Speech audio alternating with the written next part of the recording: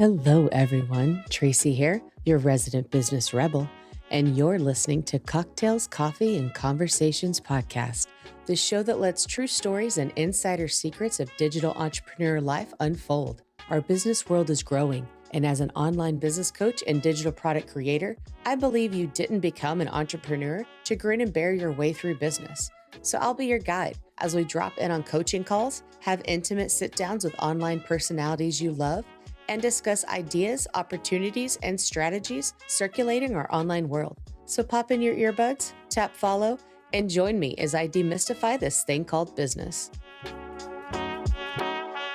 I love negative feedback because it helps me to be like, all right, how can I make this more whole? And if someone has given me feedback on something they thought was missing, and I can then go back to them and be like, thank you so much. Like, I really appreciate you being honest with me. I've actually made this improvement. Here you go. That would just, completely repair any trust breach, because you're showing that you're in it to help people. You're not just in it to create a quick buck. Welcome in, everyone. Today, I'm joined by Sue McLachlan of the Unicorn Advisory. And if you haven't come across Sue yet, she is an online business strategist and Kajabi expert. She loves talking about Kajabi, marketing, course creation, and launching online businesses.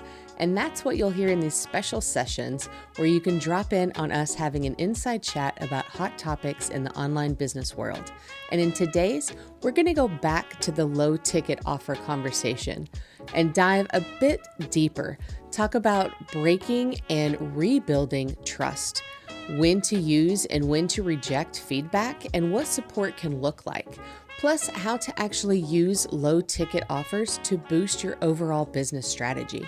So grab that cup of coffee or cocktail, sit back, and join our conversation on low ticket offers. To help someone grow their confidence, they need to trust you. By buying that smaller priced, it gives them the space to be able to trust you to then buy the bigger offer. And there's multiple ways to do that. And it might be something where they could do it through listening to on podcasts or reading blogs or watching YouTube or something like that. But actually having that sense of, this is what it's going to be like if I work with this person, not just if I consume their content. Like, it's a closer experience potentially to what it would be like to work together. And that just helps build trust. And business is all about relationships, and it's all about building trust. People don't tend to just drop 4 and 5 figure sums with someone that they don't know and trust. And it's all part of when you build your audience, you're building your audience's trust in you as a person to solve their problems. And that's why I love having that opportunity where you can go that little bit deeper than you can with your free content with someone, and you give them that chance to work with you and trust you. It's fantastic. I love it. I love having all sorts of different options of ways for people to work with you as well. Yeah, and you're giving people permission to say yes. Yeah. Because to the point that you were just saying about emotional buyers, everybody is an emotional buyer. Exactly. The difference is how much logic, how much justification that they layer on in order to talk themselves into something or talk themselves out of something, right? It's very much like you have this saying and you're like, oh, Sue's my human. I want to work with her. Yeah. Whatever she's offering, I don't care. I want in. And then you see a price tag and it's like, okay, what do I need to move around? How do I need it? What changes? What, right? And that's that logic part coming in. Yeah. And when you offer somebody something that is less than the 100, but especially like less than the 50, then you're giving them permission to just say yes, to follow that gut instinct. And then let them decide, what that outcome is, right? I mean, again, it builds that trust in themselves and their confidence in themselves, which helps them be a better business owner. And for those of you that are, more B2C, like you're directly just human to human and not like to other entrepreneurs or larger businesses, then it lets them be like, yeah, I was right. This sweater is cool. I'm so glad I took a chance. Yeah.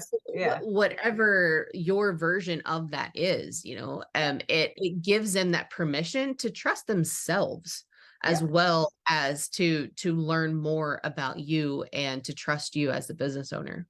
Yeah, definitely. It's just that trust will help, because I had a situation recently where I purchased a $37 workshop, and I had the opposite reaction. It made me not want to work with that person because I went through their training and I felt really underwhelmed and I didn't feel supported in implementing the things that they were teaching. And they then offered their $5,000 coaching program, and it made me not do it. So it could just be that I don't gel with that person, and that's okay. Like, I gave them a chance, and you will find that there are people in your audience who do that too. But that's where I would far rather had someone that was just like, yeah, that's all right, I don't want to go further, off a $37 offer, than someone who purchased, say, a multi-thousand-dollar program and then got in it and was just like, oh gosh, that was such a, they just have a bad experience because they didn't get along with you or whatever. It's a lot easier to sort of walk away from that decision at a lower price point than it is at a higher price point. And I don't have like negative feelings towards this person. I'm just like, well, I probably wouldn't choose to continue working with you. I would choose to continue with working with someone else where I've done something as a similar program and felt that it helped me more. And like I said, it might be a teaching style thing. It may just be a way that they've got things set up. But yeah, it helps you sort of trust in your own decisions when you can go through that process and feel good about making the decision. And you're giving people an opportunity to be able to have that experience for themselves, regardless of the outcome.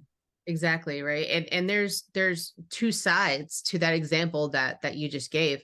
There is the freedom of choice and the examples and the real life living through it that the buyer has. There's also the responsibility of the seller. And we'll save this for another episode, but I want to make sure to pop this in. It is making sure that the copy that you're writing, the sales messaging that you're giving, sets up appropriate expectations. And that is exactly what went wrong with this. The what I thought I was going to get wasn't what I got. So it kind of made me feel disappointed. So it made you feel like it was great marketing because you wanted to buy it and you bought into it, but it made you feel like it was crappy salesmanship because you're like, wait, that's not what I thought I was getting, right? Exactly. And we can't control everybody's perceptions, but we can do our damnedest to make sure that we are very clear and we are very transparent, that we are very honest and truthful about what it is. And when you were given that example, it reminded me of one that I did, that I signed up for a freebie and it had a workshop upsell. Right. And I was like, oh, okay, cool. I was like, because this is something I was really interested on. I wanted to kind of geek out about it. I love instant access. I'm not a fan of dripping because it's like, I've dedicated this time. Let's go all in.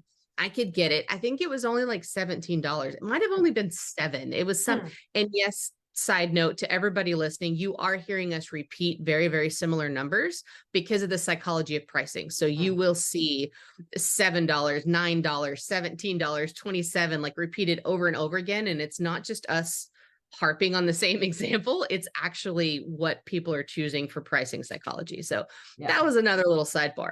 But like in this one, I was like, okay, this is awesome. This sales page is telling me I'm going to learn these things and I'm going to get a more enhanced version of what I just got as a freebie. So this is awesome.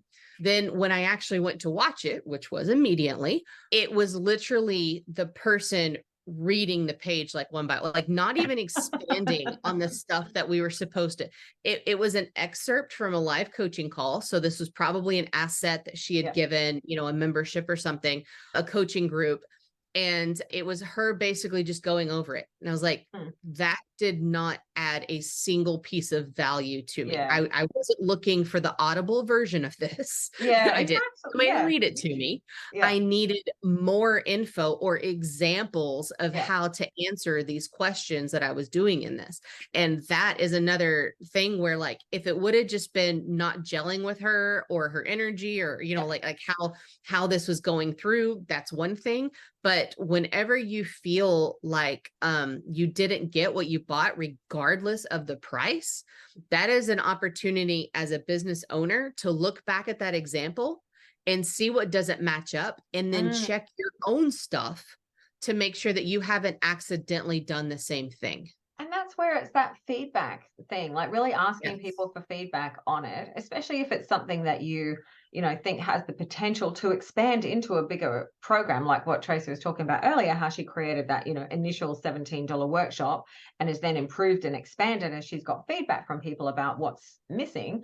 Like, talking to people and going, hey, did this deliver what you expected? What was missing?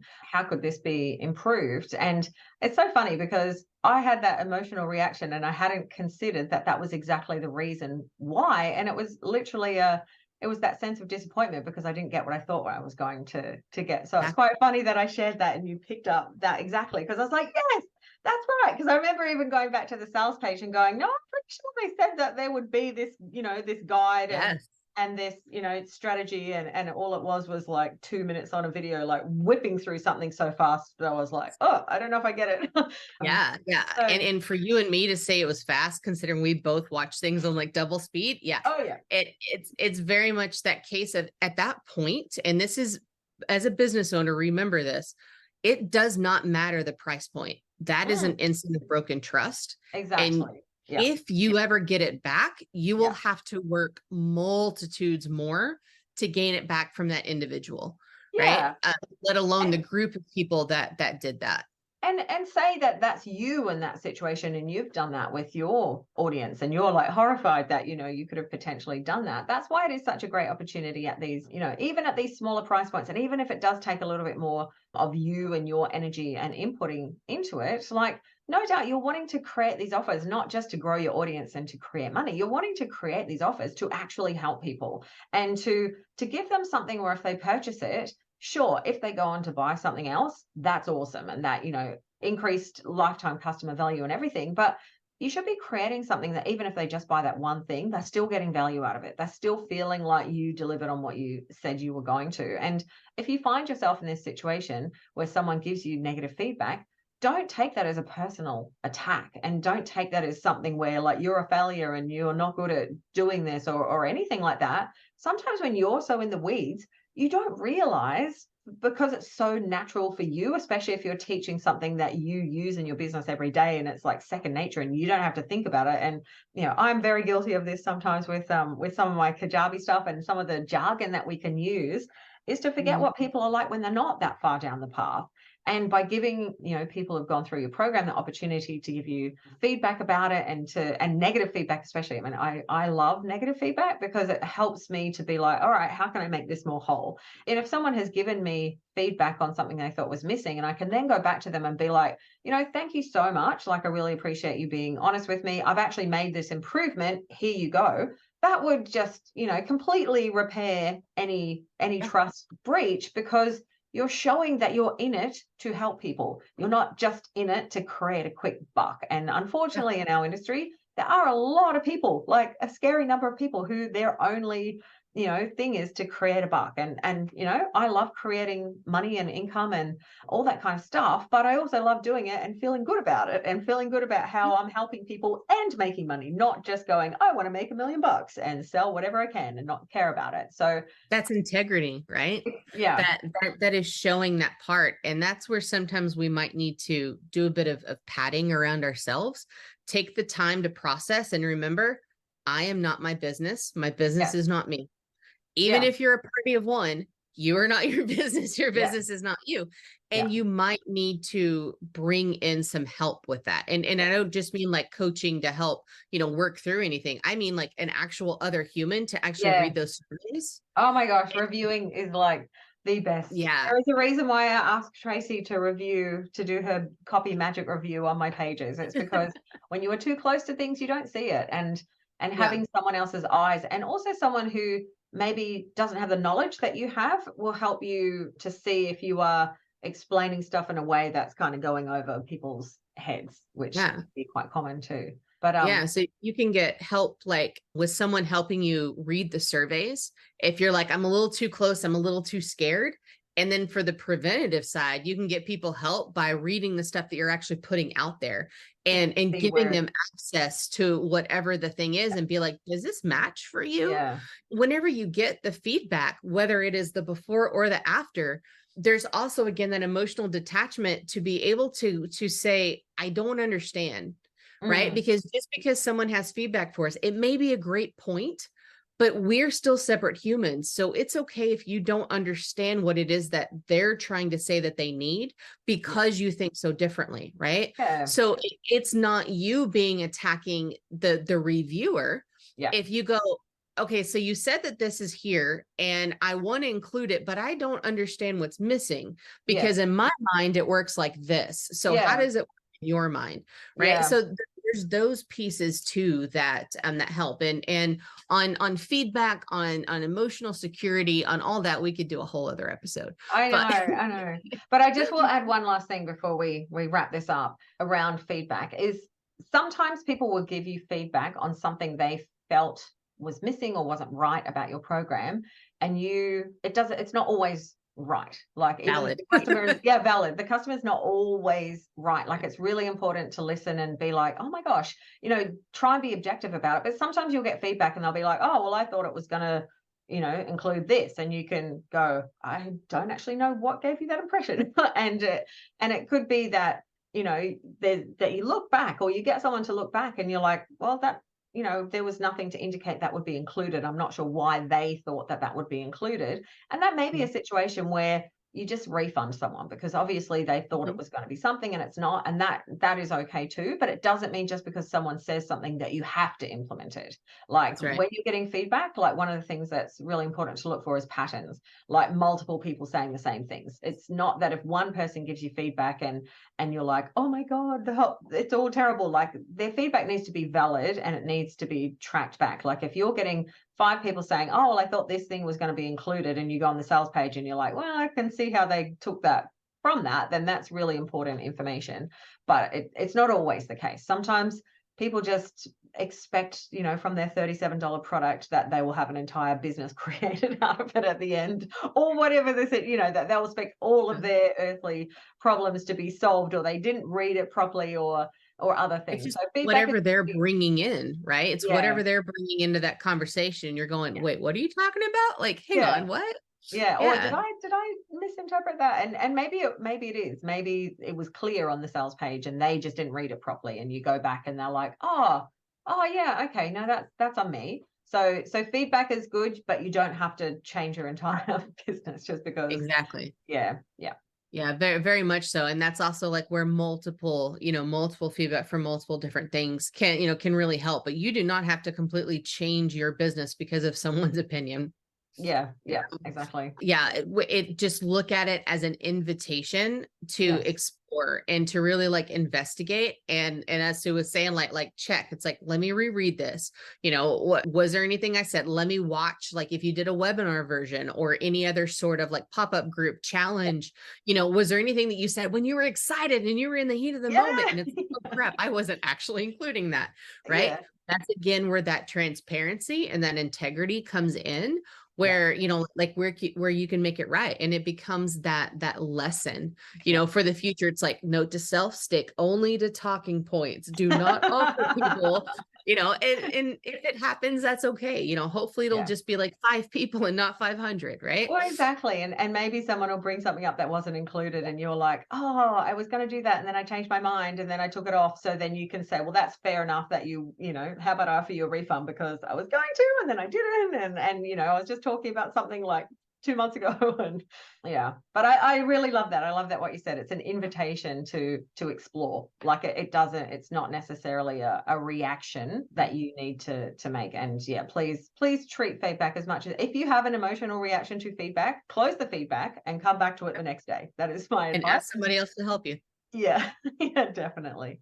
Definitely. That is okay. Like, as much as we want to read our own, like, especially like if we're going to use it for voice of customer, like we want that intimate knowledge as we're trying to think of what to do, but it's okay to put protections in place until it's a little bit easier, and it's a little bit easier because that's just practicing separating yourself from your business, right? And Yeah. that's a muscle. It Yeah. takes a bit of time for anything. So have a business bestie. Your partner may be a little tired of you at this point, so you might want to pick somebody else. Yes. If you have any team members, ask Yeah. them, and just kind of like do what you need to for yourself to remind yourself, it's like, this is not a personal attack. This is not personal feedback. Even if somebody's like, I hate their voice, I'm never listening to them. Okay, great. You've probably had somebody in your life when you were young who had that voice and it triggers you. I get Yeah. it. That's fine. That's your personal story. I'm going to keep going. Yeah. It's those kind of pieces. It's like, kind of like that part in Harry Potter where they come up to the cabinet and you're supposed to think of like the worst thing and then turn it into something funny. That's kind of what you have to start doing, with whenever feedback becomes a bit more criticism, then you turn it into whatever, looks silly, like, Professor Snape in your grandma's clothes, like, those kind of things that you have to do in order to stock yourself up. Right. So, I mean, I think the point of all of this is it's okay to experiment and try with a small dollar offer, with it, and just kind of know that there's these pieces that are going to come your way. But Sue and I like to have holistic conversations. Yeah. We don't, There's no right or wrong. Like, that's the thing about experimentation. Like, experimentation a doesn't lot mean goes you into have it. to do it a certain way. It means you can take things and play around with it. And I think sometimes we feel, I mean, I don't feel so much this way anymore, but sometimes when you are newer into the digital product business, you go, well, they said, like, some, X person on the internet said you have to do it this way. And for every person that says you have to do it this way, there'll be an equal number of people that say you have to do it that way. And that is the thing, is that works for them and their business. And, and you might be like, well, I don't even want to do low ticket offers at all. And that's also okay. Like, it's just an option for an experiment that you can try in your business. Yeah. And whenever, you're looking up to these people and you're like, I have to follow exactly what they said. Remember, they've only come to recommend it because they've played with it and they've experimented with it and they've tried it. Yeah. So you are just as valid in your own ideas to play an experiment as the people who you deem to be further along or higher in money or whatever it is that's putting them on a pedestal. You are just as valid to play around with those things.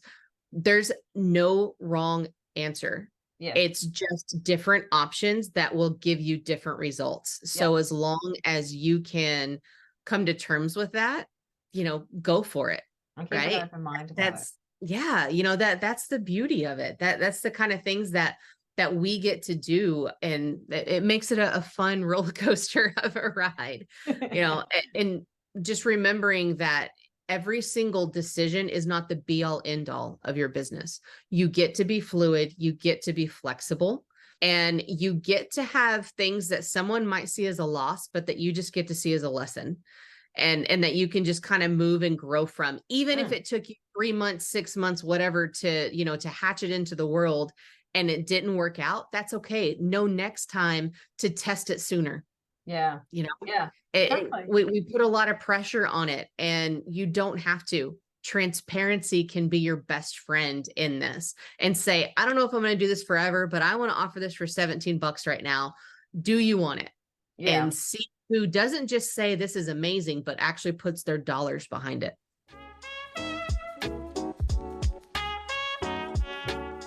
Thank you for joining me here in Cocktails, Coffee, and Conversations.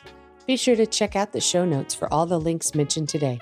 And while you're there, I'd love for you to rate and review the show. And if you have a topic or question you want me to answer, I want to hear it. Head to traciepatterson.com/AMA and ask me anything about business. If I don't know it, I'll bring it up with one of my guests. Until next week, be well and have some fun.